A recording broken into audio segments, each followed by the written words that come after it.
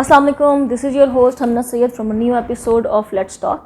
आज हमारे साथ मौजूद हैं हमारे सीईओ मिस्टर सैफुल्लाह साहब। अस्सलाम वालेकुम। वालेकुम अस्सलाम। कैसे हैं आप सर? अल्हम्दुलिल्लाह जी, फ़ाइन। और उनको एकम्पनी कर रहे हैं आज के हमारे गेस्ट हैं कैसर मुनव्वर साहब, सीईओ मुनव्वर एसोसिएट्स। आइए उनसे कुछ बातें करते हैं। अस्सलाम वालेकुम। जी वालेकुम। कैसे हैं आप? परफेक्ट, आप बताइए कैसे मिला? बिल्कुल ठीक। पहले तो बहुत बहुत शुक्रिया हमें टाइम देने के लिए। नहीं, ये मेरी ज़िम्मेदारी थी, आप मुझे बुलाया, मैं उसके लिए शुक्रगुजार हूँ आपका। अच्छा, सब पहला हमारा जो सेगमेंट है उसमें हम बेसिकली अपनी ऑडियंस को बताते हैं कि आपने स्टार्ट कहाँ से किया था। सो वो आपकी ज़बानी एक छोटा सा अगर आपका इंट्रो हो जाए।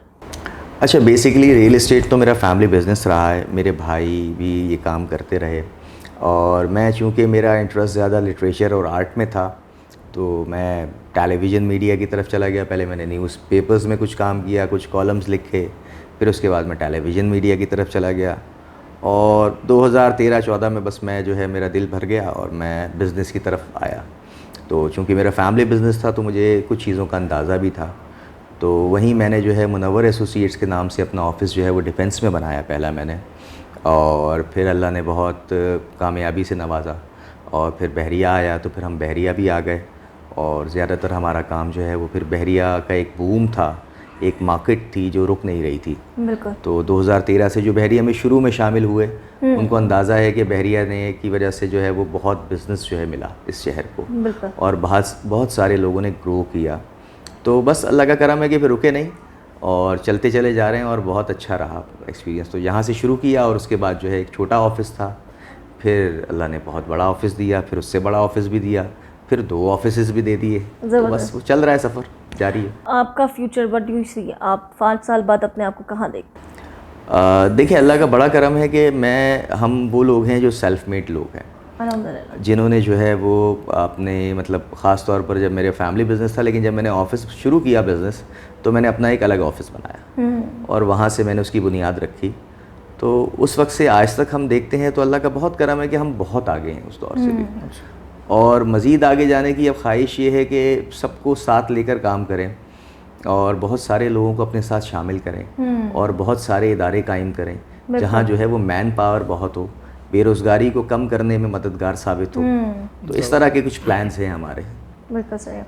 अच्छा सर, अब आप दोनों का ताल्लुक़ जो है वो तामीराती शोबे से है और तामीर एक्सपो भी आ रही है, सर ही ये करवा रहे हैं, आप उसमें पार्टिसिपेट करें, उसके बारे में आप क्या कहना चाहेंगे? देखिए, तामीर के बारे में हम पिछले कोई 4-6 हफ्तों से बड़ी भरपूर कैंपेन भी चला रहे हैं और मैं तो personally to be very honest बड़ा फ़ख्र महसूस करता हूँ कि जो एक्सपो करा रहे हैं वो हमारा एक अपना भाई करा रहे हैं और वो एक ऐसा बंदा एक्सपो कराने जा रहा है जिसका एक विजन है, जिसकी एक लॉन्ग टर्म प्लानिंग है, जिसका एक जिसे कहते हैं स्कूल ऑफ थॉट्स हैं कि किस तरह इसको लेके चलना है। जो एक्सपोज होती है बेसिकली तो बिज़नेस को प्रमोट करने के लिए होती हैं, ब्रिज है प्रोड्यूसर का एंड यूज़र का, मतलब मार्केट को अवेयरनेस देनी है, लेकिन इसके साथ साथ जो थीम चलता है जिसे लॉन्ग टर्म थीम कहते हैं वो थीम बड़ा मैटर करता है। तो माशाल्लाह इनका जो थीम है, एक ही एक्सपो में सारे मतलब पूरा सेक्टर जिसे कहते हैं कंस्ट्रक्शन का, बिल्डर्स का, रियल एस्टेट का, एक ही अंडर सिंगल रूफ उसको ला रहे हैं। फिर एंटरटेनमेंट से भरपूर है, बच्चों के लिए अलग एंटरटेनमेंट है, फैमिलीज़ के लिए अलग है, फूड कोर्ट बनाया हुआ। तो मैं समझता हूँ ये एक बहुत बड़ी अपॉर्चुनिटी है। देखें, जो हमारे रियल एस्टेट की फील्ड है या कंस्ट्रक्शन की फील्ड, ये जो हर बंदे की ज़रूरत है।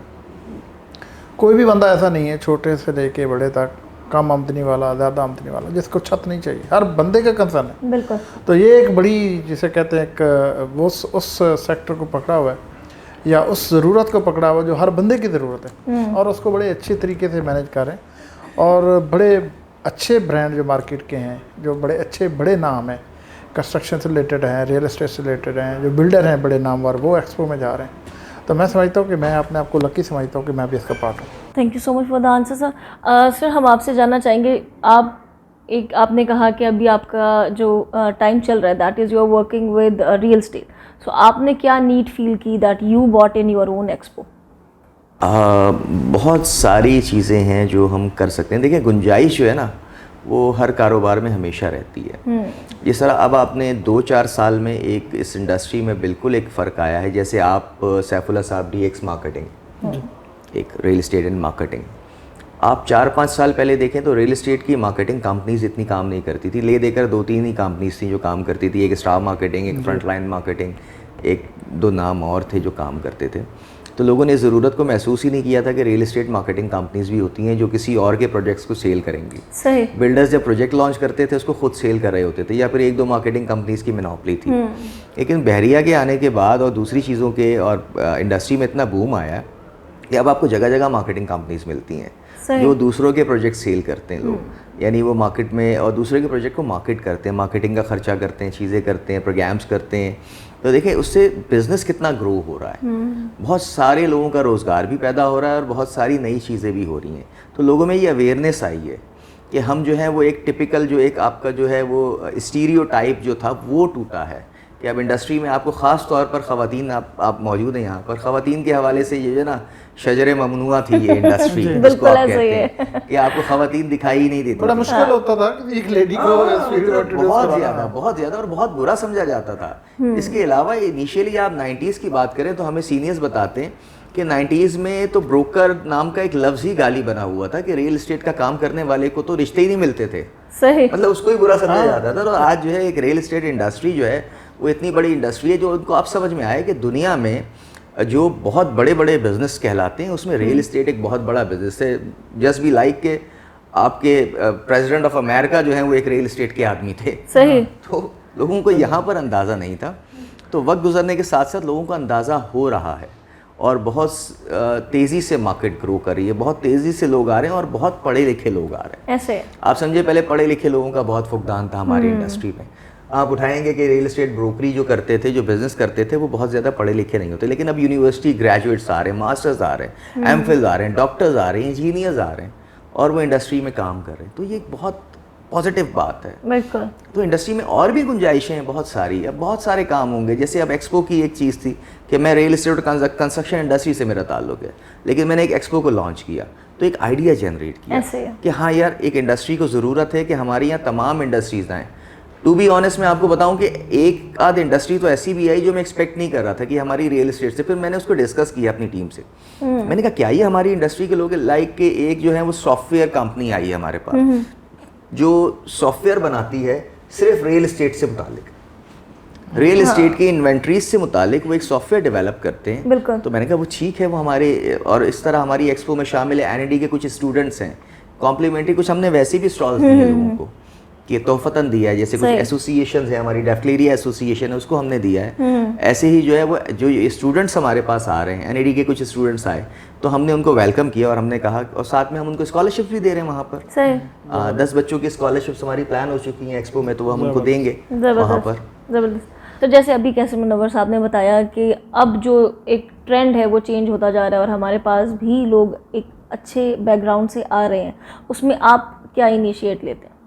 देखें अल्हम्दुलिल्लाह ये हम तो एक्सरसाइज भी कर रहे हैं, जैसे कैसा साहब भी बता रहे हैं कि तो हमारा तो सैफुल्ला सेज के फोरम से हम लोग आपको पता ऑलरेडी ट्रेनिंग सेशन चला रहे हैं। और मैं समझता हूँ कि हर फील्ड में जैसे इन्होंने फरमाया कि गुंजाइश है, तो रियल एस्टेट की फील्ड में जो सबसे बड़ा गैप है वो यही गैप है कि जो ट्रेंड चेंज होने जा रहा है, जो ट्रेडिशनल से अभी फॉर्मल और उसमें फर्दर क्वालिफाइड लोग आ रहे हैं, और तो ये जो गैप है, इस गैप को फिल करने की ट्रेनिंग की ज़रूरत है, लोगों को एजुकेट करने की ज़रूरत है, उनको मोटिवेट करने की ज़रूरत है। तो इस गैप पे हम काम कर रहे हैं, भरपूर काम कर रहे हैं और उसका बहुत ज़रूरत भी है और बहुत पॉजिटिव रिस्पॉन्स भी आ रहा है। ज़बरदस्त। चलिए लास्ट में एक लास्ट क्वेश्चन, तामीर एक्सपो पे आने के लिए लोगों को क्या मिलेगा? तामीर एक्सपो पे आने के लिए लोगों को बहुत कुछ मिलेगा। मैं बताऊँ, मैंने 2 चीज़ें होती हैं, मैं आपको थोड़ा सा टाइम आपका लूँगा एक्सप्लेन करने के लिए कि देखें 2 चीज़ों से एक्सपो होती है, एक एग्जिबिटर अच्छा हो, दूसरा विजिटर्स अच्छे हो। बिल्कुल। 2 चीज़ें। एग्जिबिटर आपका जो है वो आता है विजिटर्स के लिए कि जब एग्जिबिटर आपके पास आ गया, जिस तरह सैफुल्ला साहब हमारी एक्सपो में आ गए, ये शामिल होंगे वहाँ पर, इनका अपने प्रोजेक्ट्स भी लेकर आ रहे हैं, तो अब मेरी जिम्मेदारी ये बनती है कि मैं इनके लिए पब्लिक लेकर आऊँ, इनके लिए लोग लेकर आऊँ, इनके लिए विजिटर्स लेकर आऊँ। अगर मैं ना ले पाया तो ये बहुत बददियानती, मतलब ये कि ये बहुत ज़्यादती होगी मेरे एग्जिबिटर के साथ। तो उसके लिए मैंने कुछ रखे हैं कॉन्सर्ट्स क्योंकि देखिए पब्लिक एंटरटेनमेंट भी चाहिए होता है, वीकेंड है, बिल्कुल। लोगों का फैमिली टाइम होता है। अगर वो किसी बिजनेस से किसी काम के लिए कुछ प्रॉपर्टी को देखने के लिए निकले भी तो वो चाहते हैं कि यार उनके बच्चे भी कहीं ना कहीं खेल लें। तो उसके लिए मैंने बच्चों के लिए राइड्स रखी हैं, एक फैमिली गाला रखा है कि बहुत सारी राइड्स हैं हमारे पास, जिसमें ये राइड्स नहीं कि जंपिंग कैसल नहीं होगा, उसके अंदर बाकायदा इलेक्ट्रॉनिक राइड्स वगैरह सब कुछ होगा और वो सब फ्री ऑफ कॉस्ट है। सही। एक हमने 1600 स्क्वायर फीट पे हमने एक फूड कोर्ट बनाया है, सही। वो हमारा बिल्कुल वहाँ पर बहुत अच्छे से डिज़ाइन होगा। दूसरा ये कि गिफ्ट हमारे एग्जिबिटर्स भी बहुत दे रहे हैं, हम भी दे रहे हैं, कुछ स्कॉलरशिप्स हैं स्टूडेंट्स के लिए, वो हम भी दे रहे हैं और हमारे एग्जिबिटर्स भी दे रहे हैं। ज़बरदस्त। इसके अलावा हमने जो है हुमैरा अरशद का 3 दिन कॉन्सर्ट्स रखे हैं। पहले दिन जो है वो साकिब अली ताजी होंगे कव्वाली पर जुमे के दिन। हफ्ते के दिन जो 25 जून है उस दिन जो है हुमैरा अरशद का कॉन्सर्ट है, और 26 जून को हमने मेगा कंसर्ट रखा है। क्लोजिंग सेरेमनी हमारी सजाद अली के कॉन्सर्ट से होगी। तो इस तरह से कि फैमिलीज़ जो आएंगी, जो हमारे विजिटर्स आएंगे, उनके लिए फ़न भी है, उनके लिए इनामात भी हैं, उनके लिए दीगर चीज़ें भी हैं। तो वो एक मतलब उनको बोर नहीं होंगे और वो अपना टाइम स्पेंड करेंगे और अपनी प्रॉपर्टीज़ भी सिलेक्ट करेंगे और एंजॉय भी करेंगे। बिल्कुल ज़बरदस्त। सर आप तामीर एक्सपो में क्या लेके जा रहे हैं? हमारे अल्हम्दुलिल्लाह रेजिडेंशियल प्रोजेक्ट्स भी हैं, कमर्शियल प्रोजेक्ट्स भी हैं, हाई राइज बिल्डिंग्स भी हैं, और बहुत सारे सरप्राइज़ भी हैं, गिव अवेज भी हैं। तो बहुत कुछ भरपूर जिसे कहते हैं हम लोग एक्सपो पे इंशाल्लाह खुद भी इंजॉय करेंगे, और हमारे जो पब्लिक हमारे तो माशाल्लाह गिफ्ट दे रहे हैं ना आप एक्सपो में? सर मैं बिल्कुल दे रहा हूँ आपको। मैंने कहा मैं कंफर्म कर दूँ। अच्छा सर, अब हम अपने दूसरे सेगमेंट की तरफ चलते हैं। दूसरा सेगमेंट जो है वो रैपिड फायर होता है। उसमें से जो भी जीत जाएगा उसको हम सीजन एंड में जो भी बेस्ट आंसर्स होंगे उसे एक गिव अवे है, जो कि अभी सर की साइड से सरप्राइज। क्वेश्चंस तो नहीं है? ओके। घबराए क्यों आप इससे? 7 कॉन्टिनेंट्स के नाम बताएं। 7 वंडर्स के नाम। देखिए मेरा हाफज़ा बहुत अच्छा नहीं है। एफिल टावर एक बता सकता हूँ मैं आपको, पिरामिड्स आपको बता सकता हूँ, टावर ऑफ पिसा बता सकता हूँ, और मैं आपको शायद चौथा मुझे याद नहीं। सर आप कंटिन्यू करना चाहेंगे? नहीं वो तो गेस्ट का राइट है ना सर। नहीं मैंने 3 बताए हैं, बाकी 3 आप बताएं। नहीं गेस्ट का राइट। सही है। अच्छा अगर हम बात करते हैं कि टॉप सिटी कौन सी है, तो पाकिस्तान की टॉप सिटी कौन सी है? Obviously Karachi. No second answer, no second answer. सही। विद आलू या विदाउट आलू बिरयानी? विदाउट आलू। आलू के साथ बिरयानी नहीं होती है, ट्रेडिशनल दिल्ली बिरयानी। लवरी स्टाइल है इसका मतलब। नहीं देखिए बिरयानी ही नहीं होती, आलू अगर आ गया तो बिरयानी नहीं होती। अच्छा सही सही। अच्छा अब ये है ना, यहाँ पे आता है कॉन्ट्रडिक्ट हमारे पास हर दफ़ा। कोई कहता है विद, कोई कहता है विदाउट। सर कहते हैं जो मेहमान कह रहा है। देखिए असल में मैं ऐसे फैमिली बैकग्राउंड से हूँ जहाँ से बिरयानी जो है ना वो ओरिजिनेट हुई है। हाँ। तो I am sure about biryani के मतलब सही। बिरयानी में आलू नहीं होता। आलू नहीं होते हैं, ठीक है सही है। तो पाकिस्तान के कितने सूबे हैं? पाकिस्तान के 5 सूबे। यस सर को याद था ये तो। वैसा कुछ याद नहीं होता।